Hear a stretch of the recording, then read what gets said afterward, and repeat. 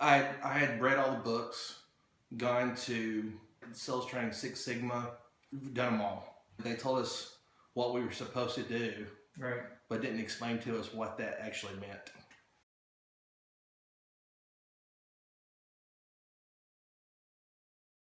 You're selling well if you are on the same side of the table as the person you're selling to.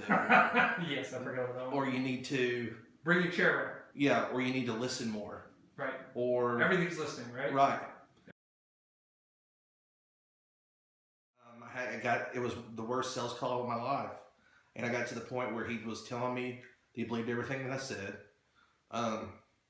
We knew each other on a personal level, right. but he still wasn't showing up, writing any of my product, and I didn't know where else to go with him. And I said, I thought that you liked me. Why are you not doing this? Well, it was an impasse. I had done everything that I was told that I was supposed to do. How much time did you spend with that guy? Do you know? I'd spent 4 years and he had not written a thing.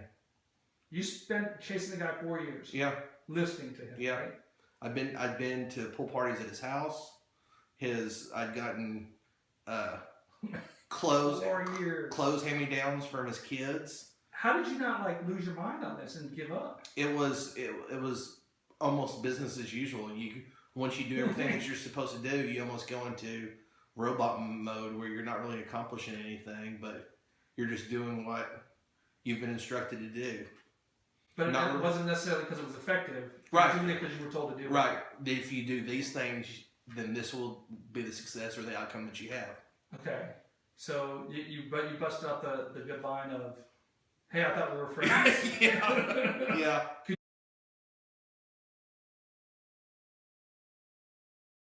you imagine doing that today? No. Instead, I would be able to. I now do something that I used to sell. I used to tell aggressively.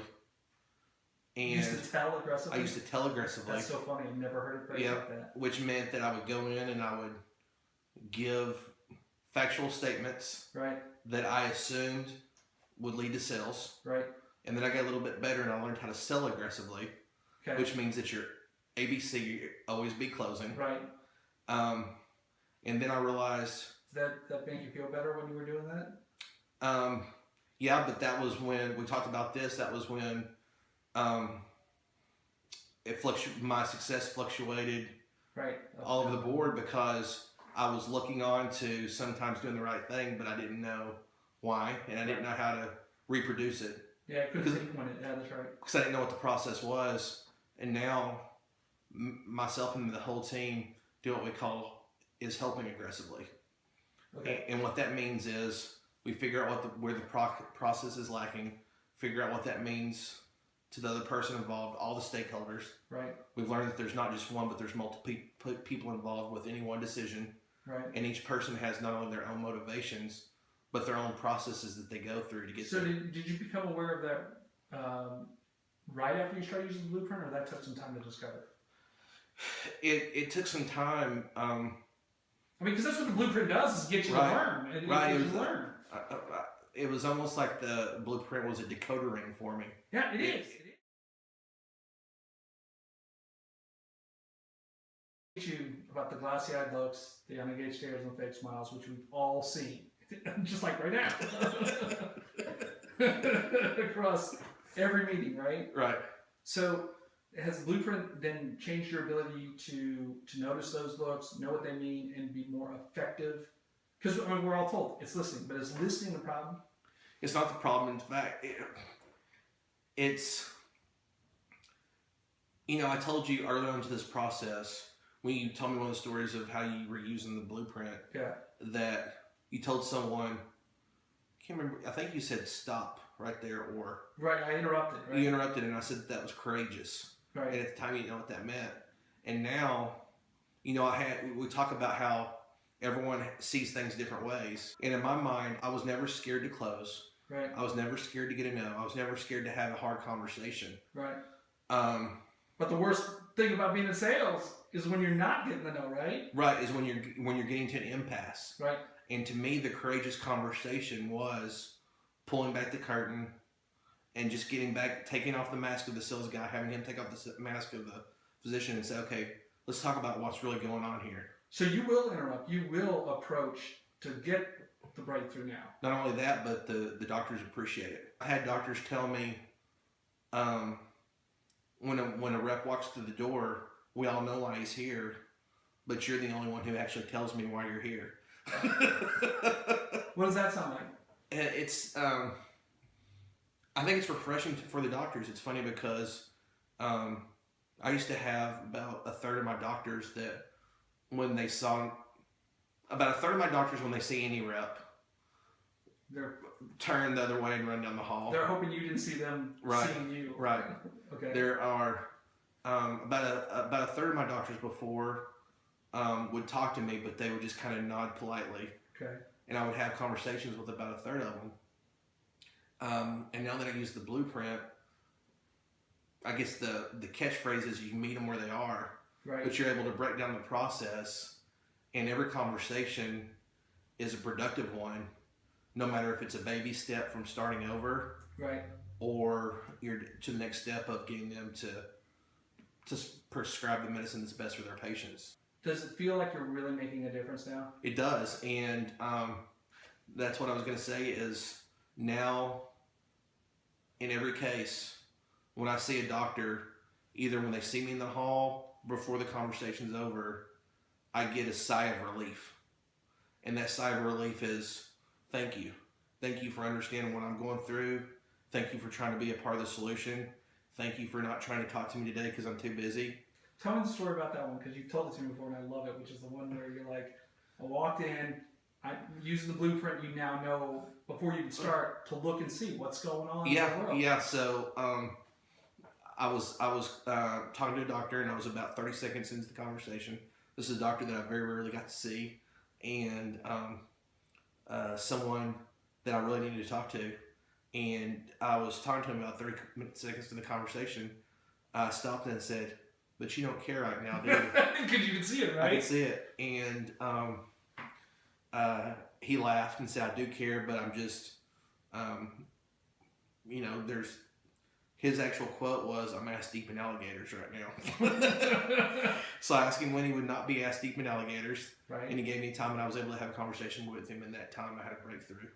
And that was it. And he loved it. The doctor Yeah. loved that you noticed. It's funny because it's human nature. I see relief on these guys' faces because someone is finally listening to them. Someone's actually trying to get them. So you could tell you're being heard and understood, and they're feeling heard and understood. Yeah, and it's not hard anymore. It actually becomes a relief to not only yourself but the other person. Because let's face it, everyone is, unless someone's a psychopath, everyone's trying to help, right? Yeah, we're all trying to do. We just don't know how to do that. It's hard. Yeah. So if you can be the person that leads a person down the path to not only helping themselves but helping their clients, then you become an added value to that person. Do you think it's groundbreaking what the blueprint has done for you? I think it is because I think one of the things that I told you before is sometimes I felt fake, like I was trying to act like. You were just going through the motions. Right, like I was trying to act like I thought a successful salesperson did. So before, it's fair to say you were basically doing what you're supposed to do, and a lot of it was guessing. A lot of it was guessing, and a lot of it was just trying to imitate what good looks like. Right. And I was able to break that down for myself through the blueprint and figure out on a case-by-case basis what that actually looked like. Right. This is what works. This is what doesn't. So stop doing that. Right. And you understood why. And sometimes I also learned through the blueprint that sometimes the blueprint. I edit that. You're promoting new boss, probably not. I did get promoted. Oh, you did? Yeah. I also won Circle of Excellence last year. You did? Mm-hmm. Is that? Yeah, I saw that you were ranked 25. So before the blueprint, you were what? Do you know? I had won an area before. What's area mean? Just Texas, Dallas? It means it's probably top 15% of the company. Okay. But national CEO is top 4% of the company. So you run, that's called national CEO? So, going there, he loves me. We talk golf, tells me about the good old days, but I never sell him anything. So I'm in the process with my boss, doing the thing that you do with your boss, where you go from the beginning to the end, sell them, close them on something. I get to the close, and he goes, I can do that. Okay. And my boss is about to leave because that's where it usually goes. Okay. He's happy. The conversation's over. Right. I go, based on the way you said that, the look on your face, you either don't believe me or don't care. Okay. The boss or the doctor? The doctor. Okay. He smiled real big and he goes, I really don't get it. And I go, so my boss got scared. Okay. And you called him out on it. Yeah, and I go, you saw it. You saw it when and he was legit, right? And I said, why don't you care? And he goes, there is so much stuff going on.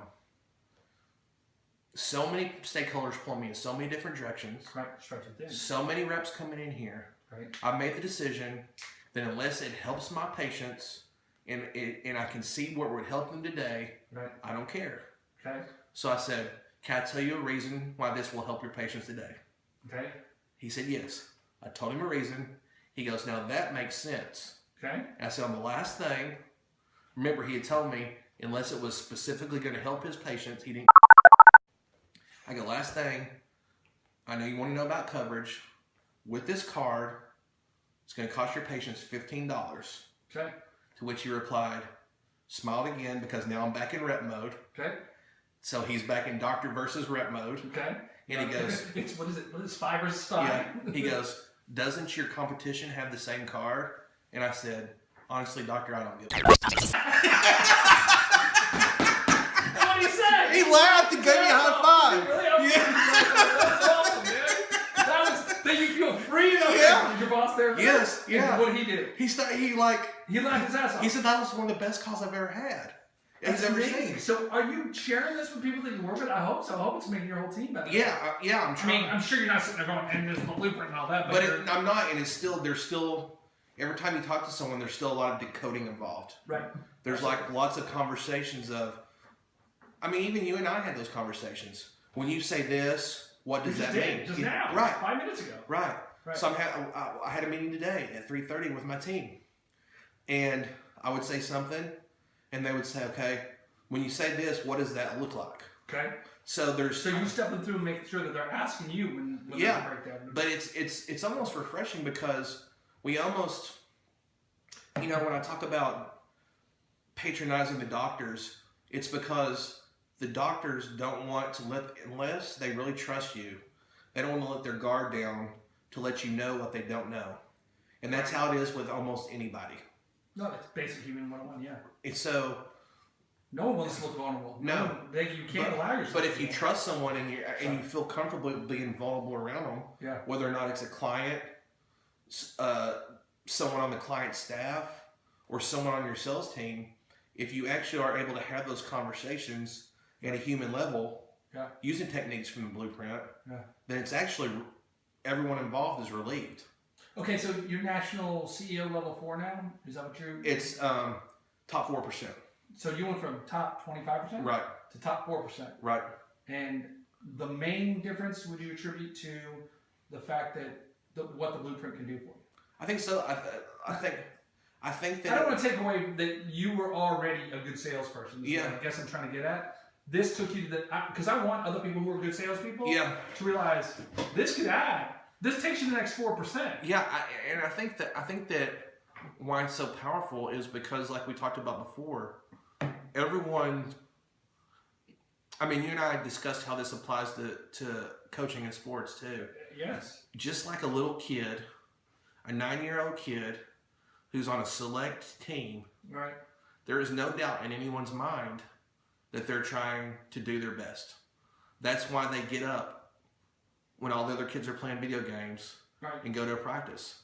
There's no doubt that the coach who takes time from his family and his job to coach kids for free, is their heart is in the right place. Right. They want to see the kids succeed. Right. But yet time and time again that doesn't happen. Right. A salesperson, they're not at odds with the doctor that they're trying to help. The staff member that's on the doctor's team is not at odds with that doctor. Right. Everyone is trying to just find their way in this world and figure out how they can be part of the solution. And I think the key is just we're trying. Right. We don't always know how. Right. So, but we're all trying. So going back to how the blueprint is a decoder, The blueprint just doesn't put that on a reels. The blueprint. the blueprint doesn't just tell you to try. Right. It decodes what try means in real time. Too, right. Right. So, do you ever walk out of a meeting where you didn't close business, right, and say the reason why you didn't get that business was because they weren't listening? No. Never. No. Since being introduced to the blueprint, I now never leave a sales call thinking that I didn't close business because the other person wasn't listening. In fact, I never leave a sales call unsuccessful because I always find another piece of information that helps me understand what that person is thinking or what that person is going through that's going to help move the process down the road and be a part of the solution. So let me ask you one last question. I'll let you go because I know you got to go. On my website, it says, like the main thing when you pull up, I'll show you in a second. It says we provide coaching for sales professionals, or it says coaching for sales professionals that empowers them to close 95% of their qualified leads. Do you think that's a true statement? Yes.